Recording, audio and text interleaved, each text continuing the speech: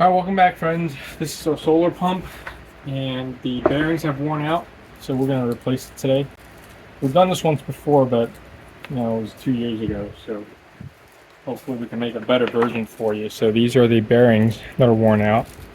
This is the pump housing, this is the pump motor, so we're going to have to disassemble it from the housing, the pump housing, and the motor sits right here, and we've got to take it out. Now, if I remember right, well, let's just take the whole thing apart. It's been too long, I forget where all the parts go, so let's rip right into it. So obviously we have our Phillips head screwdrivers, we have some of these hex connections, and of course the socket. So it's good to have your tools around. We'll get started. And because this is a Chinese unit, I'm gonna guess that it utilizes the metric system. So these are 10mm sockets.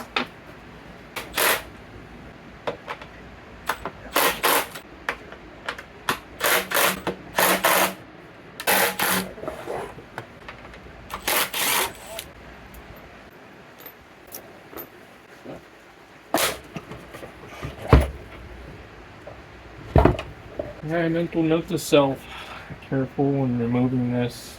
I inadvertently ripped this out. I think this rides on a track and slides in like this. And yeah, so don't do what I do.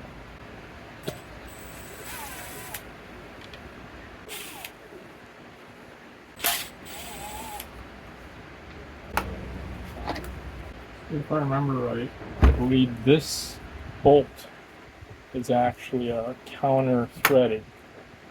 So we're going to have to turn it in an opposite direction. Instead of lefty loosey, righty tighty, we're going to have to reverse it.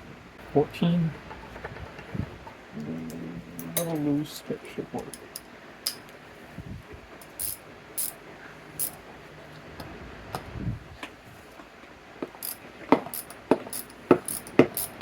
So we're going in the tightening direction, but it actually loosens it because it's reverse threaded. Remember, this impaler is just pressure food. So what's that?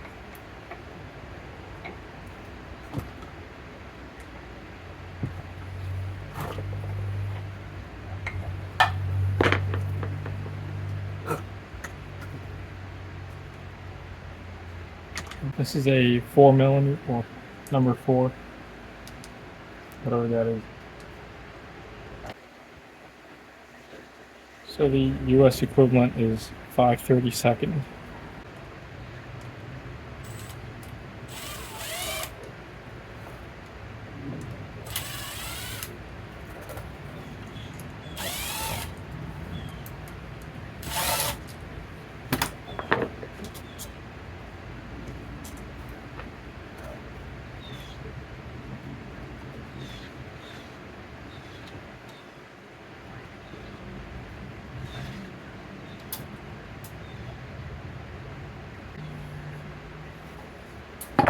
I remember, I think this has to be twisted out. Jesus.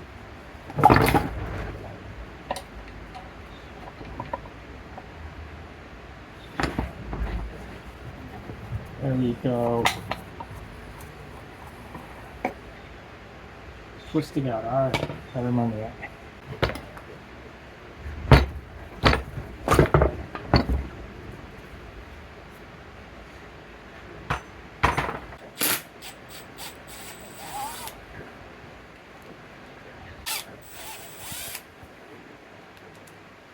Alright, we're back.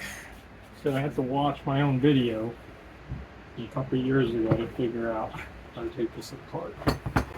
Apparently it looks like I just struck the shaft and knocked it out. So hopefully it works again. Yep.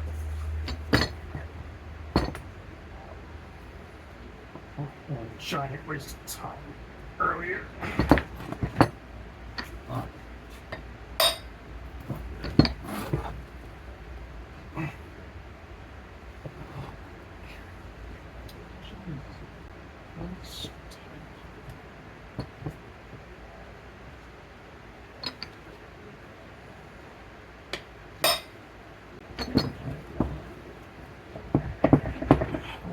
You're getting there.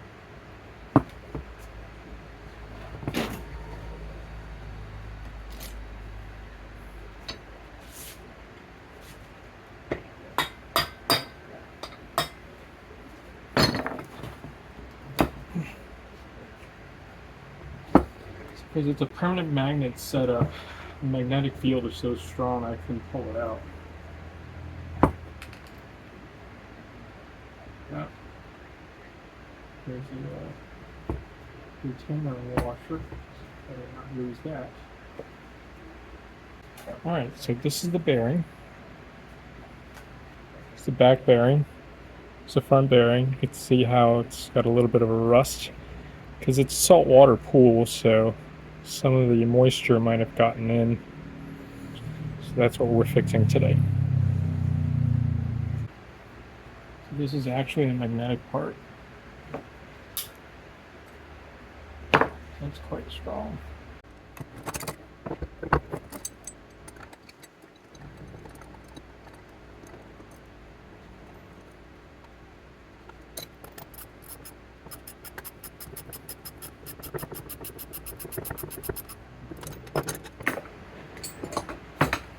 That's how we pull out old bearings with tools, otherwise it would be painful. This actually still looks pretty good, but you know, since we're changing it, might as well do it all at once, right? Let's make sure the specs are still the same. I really can't tell this way because in my first go around I bought Imperial unit bearings and you can't really tell the difference just by looking at it, and when you try to plug it in, it's just not going to work. So, you know. So I believe these are 15 millimeter inside diameter and 35 millimeter outside diameter. I'll leave the link in the description below. To change plugs, everything with grease, and mess up the good plugs.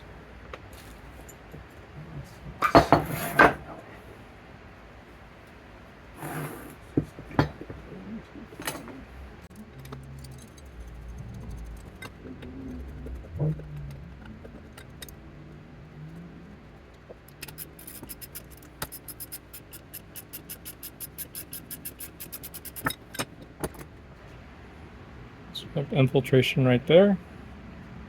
Right to the failure of the bearings. Now you can't really tell that it's busted just by doing this, but you know, when it starts running at, let's say, a decent number of RPMs, and you really start to hear the constructive noise that it creates.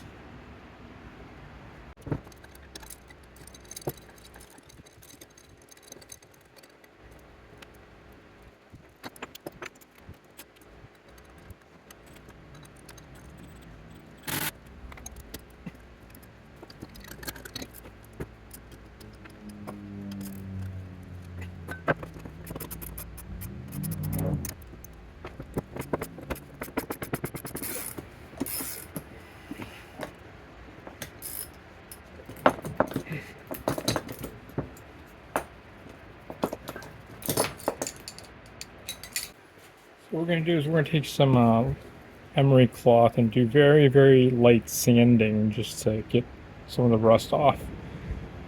And that way the installation will be smoother. And try to keep it, you know, towards the bottom so that way it doesn't fall onto the magnet. This is stainless steel, so it's supposed to be rust resistance. Then we're employing our Benylene grease. This we purchased for a KitchenAid food mixer. This is food grade. And we bought too much. So now, we're going to use it as often as we can. So what we're doing right now is rather unorthodox, but kind of limited with options right now, so we're just going to make do. Give it as much surface area as we can provide it. So we don't break the bearings. And just pack it down with impact force.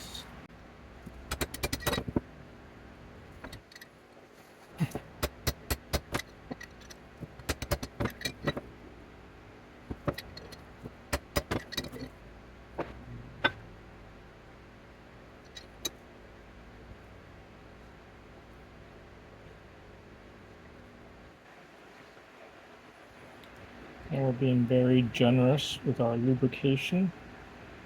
And the reason is to displace any fluid from being able to work into the cavity.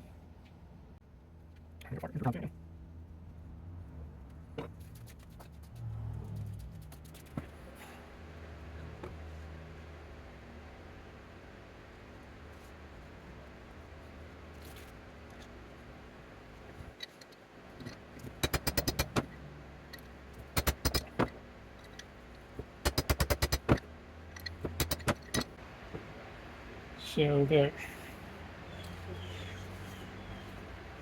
I know it's messy as hell, but it's always better to have too much grease than not enough. So.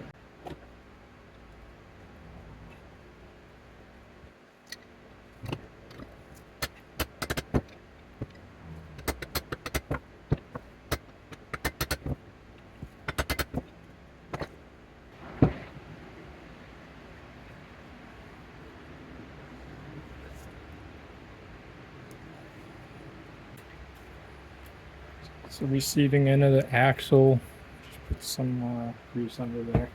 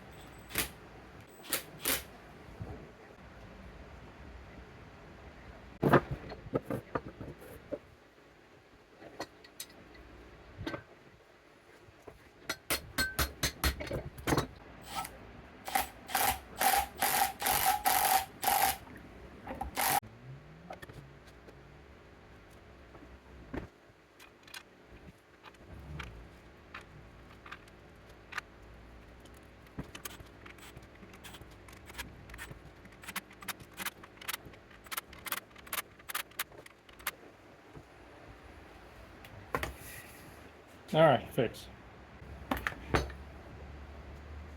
All right, there you have it.